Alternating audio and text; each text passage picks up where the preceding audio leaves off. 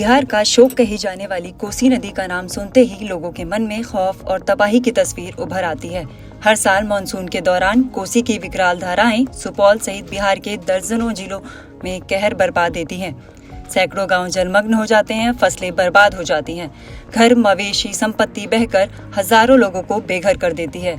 मगर जब बाढ़ रूपी रौद्रता शांत होती है तो अपने पीछे दूर दूर तक रेत का अथाह अंबर छोड़ जाती है। यही रेत सैकड़ों किसानों के लिए वरदान बन जाती है। कोसी की वही रेत जो कभी विनाश का माध्यम थी, अब तरबूज, खीरा, ककड़ी, कद्दू जैसी सब्जियां और फल उगाने का जरिया बनकर रोजगार और आमदनी का स्रोत बन चुकी है। आप जो तस्वीरें देख रहे हैं ये इंडो नेपाल सीमा पर बसे सुपौल जिले के भगवानपुर गांव की हैं। कोसी के बीचों बीच फैले बालू के मैदान पर दूर दूर तक हरियाली फैली हुई है। यहाँ किसान फल और सब्जियां उगाकर सोना पैदा कर रहे हैं। अभी हम लोग कोसी नदी में खड़े हैं, दोनों तटबंध के बीच में। और कोसी नदी को बिहार का शोक कहा जाता है। बाढ़ जब आती है तो जहां हम लोग खड़े हैं अभी कोसी दोनों तटबंध के बीच में, लगभग यहां 15 से 20 फीट पानी रहता है।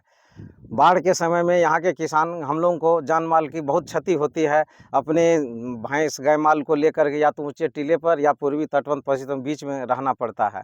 जैसे ही बाढ़ खत्म होती है उसके साथ जो रेत आता है, उस रेत पर यहाँ के किसान और जो हमारे बाहर से लोग आते हैं किसान सोना उगाते हैं। जैसे तरबूजा हो गया, ककड़ी हो गया, खीरा हो गया, उसके बाद आपको जो है सो कदीमा हो गया। ये विस्तृत पैमाने पर इसकी खेती होती है, जिससे यहाँ के लोग साथ साथ बाहर के लोग भी लाभान्वित होते हैं। यहाँ के लोकल लोग को भी अच्छा मजदूरी मिल जाता है, रोजगार मिलता है और सारे लोग खुशहाल रहते हैं।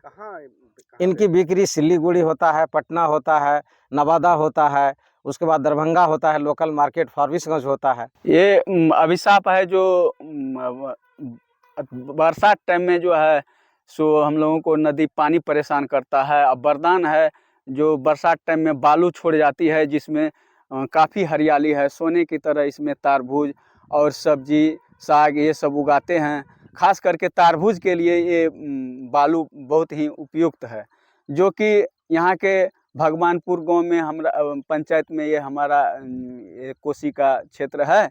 इसमें हम लोग खेती करते हैं 10 एकड़, हर एक 5 एकड़ ऐसे करके जो जितना सामर्थ्यवान किसान होता है उस हिसाब से करते हैं। जो कि तारबूज स्वास्थ्य के लिए भी बढ़िया लाभदायक है और यहाँ के लोगों को भी रोज़गार होता है, ट्रैक्टर वालों को भी रोज़गार होता है और किसानों को भी लाखों का कमाई होता है।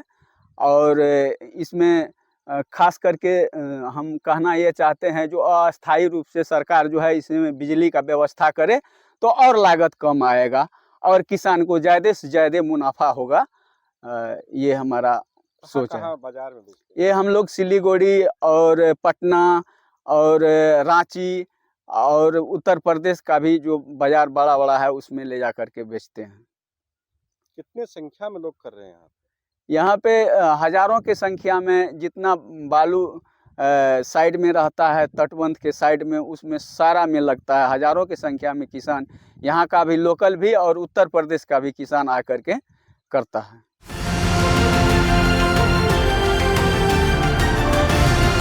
किसान तक, किसान तक, किसान तक, किसान तक, किसान तक, किसान तक, किसान तक। खाना है तो उगाना है, खाना है तो उगाना है, किसान तक, खाना है तो उगाना है। किसान तक, खाना है तो उगाना है।